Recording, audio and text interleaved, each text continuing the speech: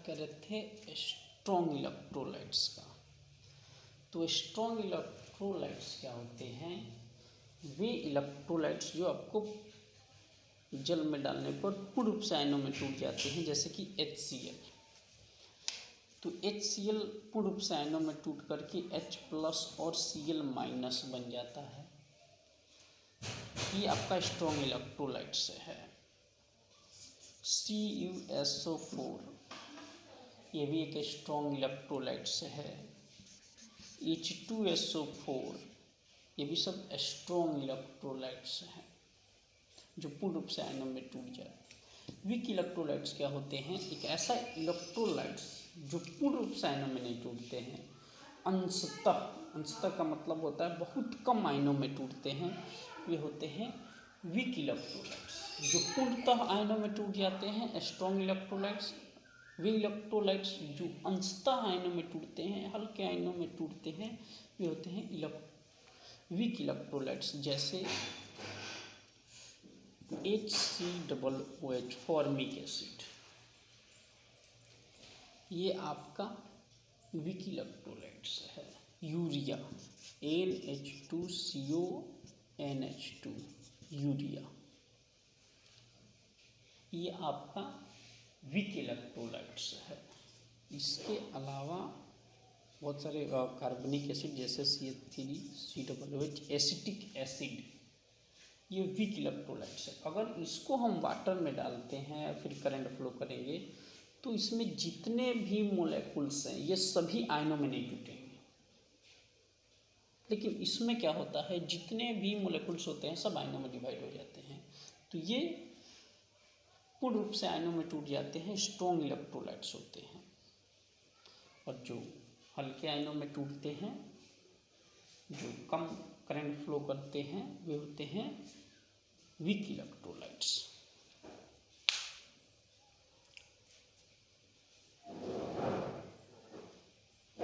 Strong electrolytes में हो गया HCl, copper sulphate, CuSO4, H2SO4। Weak electrolytes में हो गया formic acid, urea, acetic acid, alcohol भी जनरली वीक इलेक्ट्रोलाइट्स होते हैं।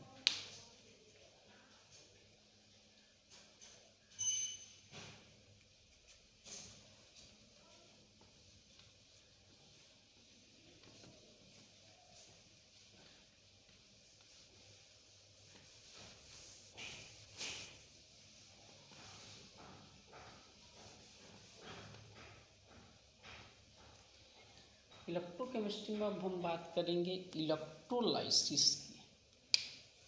बहुत इम्पोर्टेंट टॉपिक है इलेक्ट्रोलाइसिस,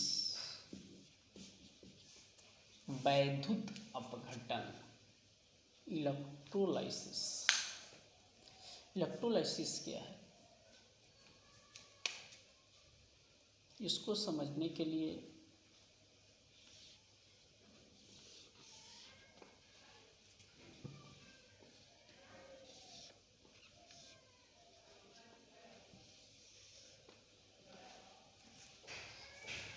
ये एक शीशे का वेसल है, बर्तन है।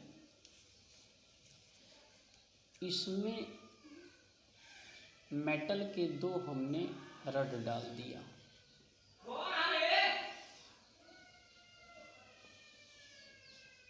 ये दो मेटल के रड हैं।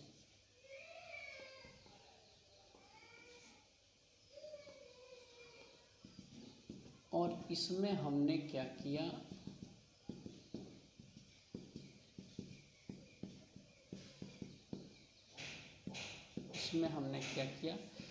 कि NaCl का सोडियम क्लोराइड का एक्वाटिक सॉल्यूशन ले लिया, जलीय विलयन ले लिया, जिसमें क्या है वाटर भी है।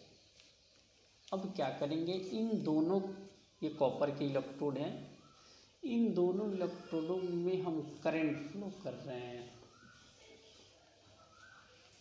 तो ये जो NaCl हमारा स्ट्रॉन्ग इलेक्ट्रोलाइट्स है,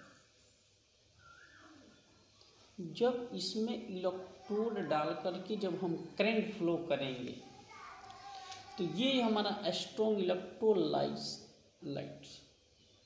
NaCl आयनों में टूटेगा, ब्रेक करेगा। तो Na प्लस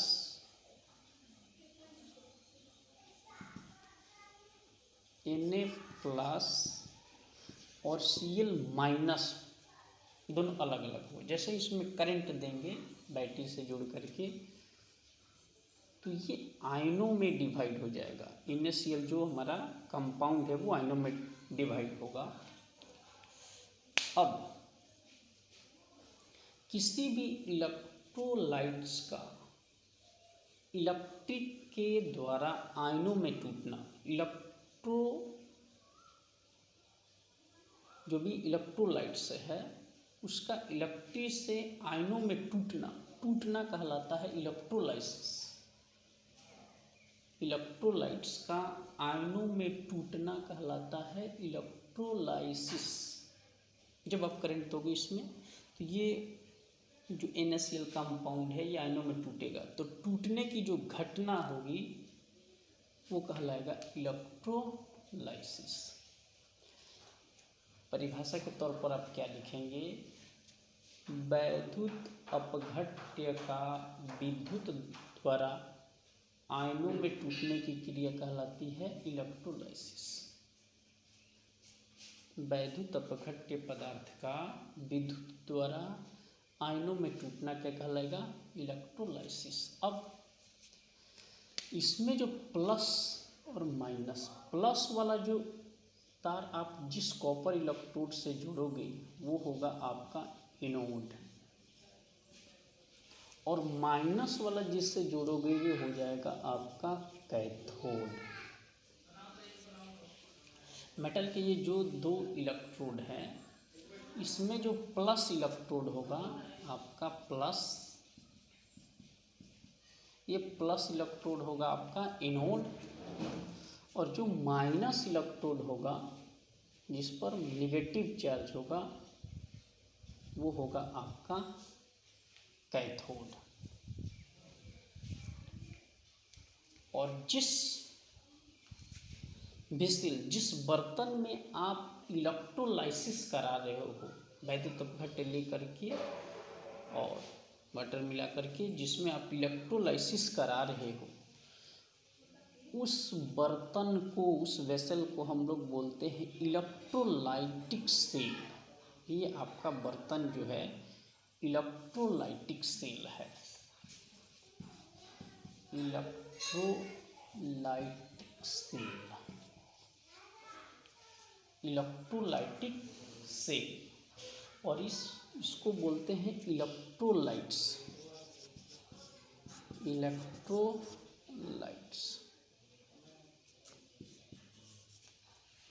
ये आपका इलेक्ट्रोलाइट्स हो गया। जो पदार्थ आपने लिया था जो आयनों में टूट रहा था वो हो गया इलेक्ट्रोलाइट्स। जिस बर्तन में आप इलेक्ट्रोलाइसिस करा रहे हो वो हो गया इलेक्ट्रोलाइटिक सेल। और जो दो मेटल के जो आपने रड यूज किया है, ये दोनों मेटल के जो रड हैं ये आपके हैं इलेक्ट्रोड। ये जो मेटल के दो रड हैं इसको बोलते हैं इलेक्ट्रोड। यहाँ पर लिखते हैं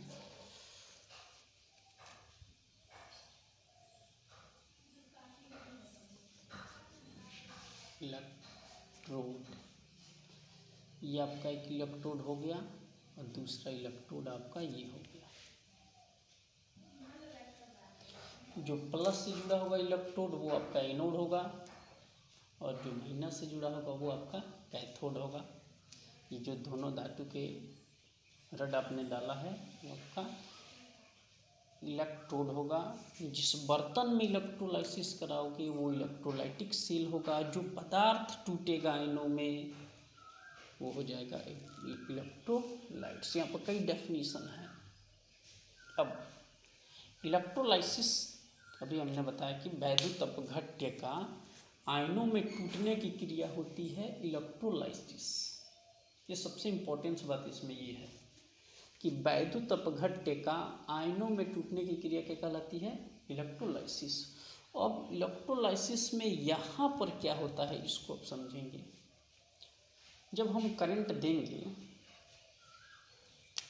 तो जो भी हमारा इलेक्ट्रोलाइट्स NaCl है वो आयनों में टूटेगा, Na प्लस होगा और Cl क्या होगा? माइनस होगा। अब जो हमारा Na प्लस है ये आपका हो जाएगा कैटायन। ये Na जो प्लस होगा ये होगा आपका कैटायन, और जो माइनस होगा आपका वो आपका होगा एनायन। Na प्लस जो इलेक्ट्रोलाइट्स हमारा सोडियम क्लोराइड था वो आयन में टूटा, तो Na प्लस क्या होगा? कैटायन, और Cl माइनस क्या होगा? एनायन। अब इस इलेक्ट्रोड एनोड पर चूँकि प्लस चार्ज है तो ये क्या करेगा? इस Na को रिपेल करेगा ना, दूर करेगा ना। इस पर प्लस है, ये प्लस है, तो प्लस प्लस के बीच में रिपल्सन फोर्स अप्लाई होगा। तो ये प्लस एनोड इस कैटायन को रिपेल करेगा और इस माइनस को अट्रैक्ट करेगा। ये एनोड प्लस इस एनायन को अट्रैक्ट करेगा। इस पर अपोजिट चार्ज है, इस पर प्लस है, इस पर क्या है? एनायन पर माइनस है। तो ये Cl जो है अट्रैक्ट होकर के मूव करेगा एनोड की ओर। ये एनोड प्लस चार्ज है तो निगेटिव चार्ज एनायन को क्या करेगा? अपनी ओर अट्रैक्ट करेगा।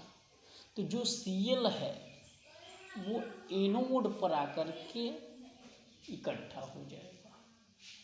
इस पर प्लस है तो प्लस माइनस को अट्रैक्ट करेगा ना, अट्रैक्शन लगा करके। तो ये माइनस एनायन Cl आकर के एनोड पर इस पर आकर के चिपकेगा, ऐसे चिपकेगा।